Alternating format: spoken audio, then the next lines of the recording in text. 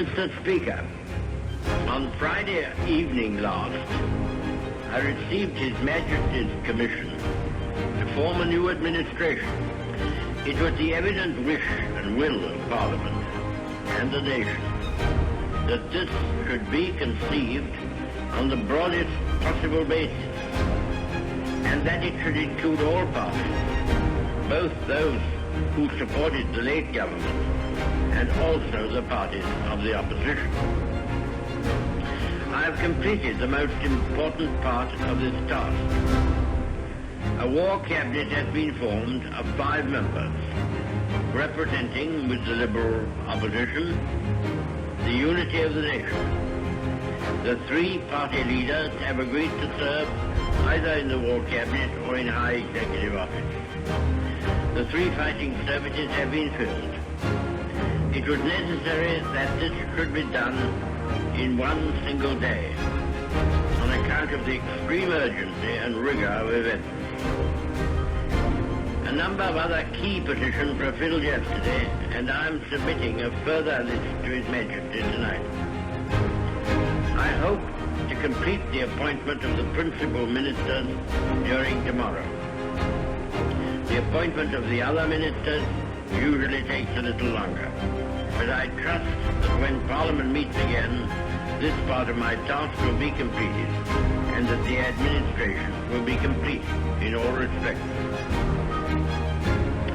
Sir, I considered it in the public interest to suggest that the House should be summoned to meet today.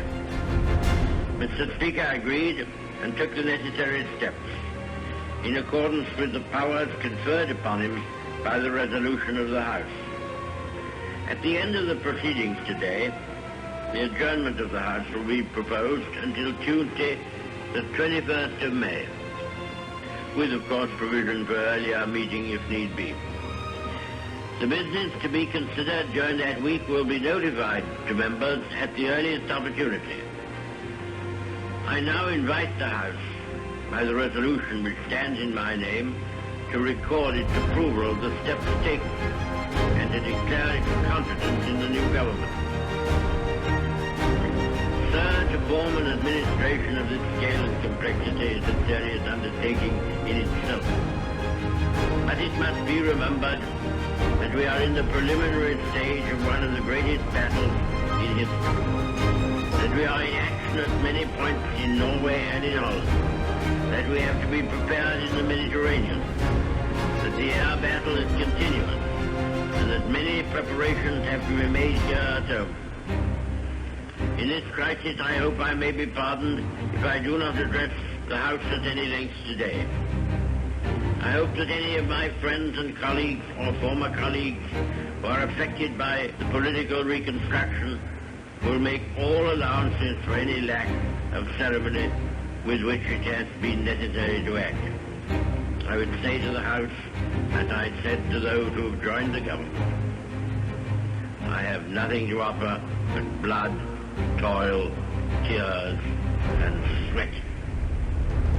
We have before us an ordeal of the most grievous kind. We have before us many, many long months of struggle and of suffering. You ask what is our policy?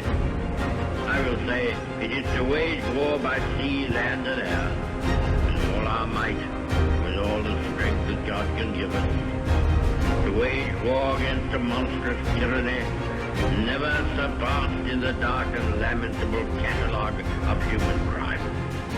That is our policy. You ask, what is our aim? I can answer in one word: victory. Victory at all costs. Victory in spite of all terror. Victory however long and hard the road may be. But without victory there is no survival. Let that be realized. No survival for the British Empire. No survival for all that the British Empire stood for. No survival for the urge and impulse of the ages that mankind will move forward towards its goal. But I take up my task with buoyancy and hope. I feel sure that our cause will not be suffered to fail among men. This time I feel entitled to claim the aid of all. And I say, go forward together.